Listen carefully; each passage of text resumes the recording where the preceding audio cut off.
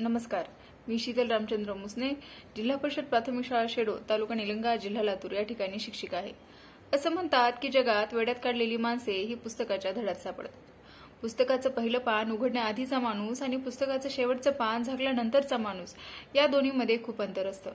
गोपाळ गणेश आगरकर यांनी असं सांगितलंय की वाचनाने माणूस रोज नवा होत जातो. असं रोज नवं व्हायचं असेल आणि काल सुसंगत व अद्ययावत राहायचं असेल तर वाचन खूप महत्वाचं आहे. आज मी जो पुस्तक परिचय थोडक्यात सांगणार आहे ते पुस्तक म्हणजे लेखक नितीन थोरात यांची कोप ही कादंबरी. पुस्तकाचं प्रकाशन आहे रुद्र एंटरप्राइजेस पुणे यांचं. एकूण पाने आहेत 147, किंमत आहे 250 रुपये. कोप या शब्दाचा अर्थ होतो देव किंवा देवी आपल्यावर त्यांचा राग व्यक्त करणे किंवा कोपणे. थोडक्यात 2005 मध्ये मांढरदेवी दुर्घटना झाली होती. महाराष्ट्रातील सातारा जिल्ह्यातील वाई तालुक्यामध्ये मांढरगड नावाचं एक ठिकाण आहे. त्या ठिकाणी काळूआई नावाची एक देवी आहे. मांढरगडावर असल्यामुळे त्या देवीला मांढरदेवी या नावानेही ओळखले जाते. अशी एक आख्यायिका आहे की पौष पौर्णिमेच्या रात्री या काळूआईने लाख्यासूर नावाच्या राक्षसाचा त्या ठिकाणी वध केला होता. त्यामुळे ते एक जागृत देवस्थान म्हणून ओळखलं जातं. दरवर्षी लाखो भाविक पौष पौर्णिमेला त्या ठिकाणी दर्शनाला येतात. असंच 25 जानेवारी 2005 च्या पौष पौर्णिमेलाही अनेक लाखो भाविक त्या ठिकाणी दर्शनाला आले होते.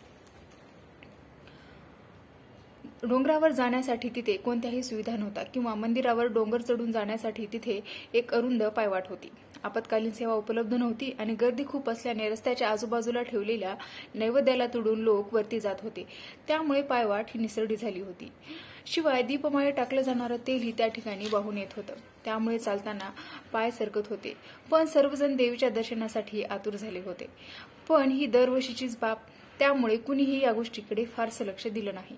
अशातच काही भाविकांचे पाय घसरू लागले आणि त्यांनी स्वतःला वाचवण्यासाठी इतरांना पकडलं व तेही खाली घसरू लागले.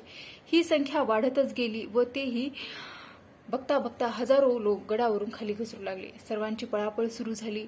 अशातच रस्त्याच्या बाजूला असलेल्या दुकानांना आग लागली व तेथील सिलेंडर यांचा स्फोट झाला. क्षणातच तिथे मृत्यूचा तांडव सुरू झाला. या घटनेत जवळपास 300 लोक मृत्युमुखी पडले. या घटनेला आज 20 वर्ष पूर्ण झाली आहेत. याला उजाळा देत लेखकाने 2023 मध्ये ही कादंबरी लिहिली. घटना सत्य व यातली पात्रे ही काल्पनिक याचा एक सुरेख मेळ लेखकाने या ठिकाणी घातलाय. श्रीकांत हे यातील मुख्य पात्र आहे. तो काळूबाईचा खूप मोठा भक्त असतो. तो आपल्या कुटुंबासह दरवर्षी पौष पौर्णिमेला या ठिकाणी दर्शनाला येत असतो. त्याही वर्षी तो, त्याचे आई वडील, त्याची पत्नी व त्याची मुलगी काळूआईच्या दर्शनाला आले होते. मात्र परत येताना तो आणि त्याची बायको हे दोघेच परत आले. कारण तेथील चंगराचंगरीमध्ये आई वडील आणि मुलगी यांचा दुर्दैवी अंत झाला होता. आणि देवीच्या दारात जे घडू नये ते त्याच्यासोबत घडलं होतं. ज्या देवीला तो आयुष्यभर पूजला होता त्याच देवीच्या दरबारात त्याचे आई वडील आणि त्याची मुलगी हे मृत्युमुखी पडले होते. त्यामुळे त्याच्या मनात देवीविषयी एक प्रकारचा राग निर्माण झाला होता. तरी तो देवीची पूजा करणं काही सोडत नाही. पण तो एक प्रण घेतो की ज्या देवीने मला रडवले एक दिवस तो त्या देवीला नक्की रडवणार आहे. आणि एक मांढरगडावर त्या देवीला तो एक दिवस रडवणार असा त्याने प्रण घेतलेला असतो. मांढरगडावर झालेला प्रसंग हुबेहूब डोळ्यासमोर उभा राहतो. अशी एक अप्रतिम लेखनशैली या ठिकाणी लेखकाची आहे. देवीला रडावंच लागेल आणि ती शेवटी रडते. पण हे सगळं घडत असताना ती कशी रडते, कधी रडते हे सगळं वाचताना मात्र अंगावर सरकन काटा आल्याशिवाय राहत नाही. एका बापाचं, एका लेकाचं आणि एका नवऱ्याचं एक उद्ध्वस्त झालेलं मन, एक उद्ध्वस्त झालेली कथा लेखकाने या पुस्तकामध्ये मांडली आहे. एक संवेदनशील मन अनेक वेळा रडतं जेव्हा आपण ही संवेदनशील कादंबरी वाचतो.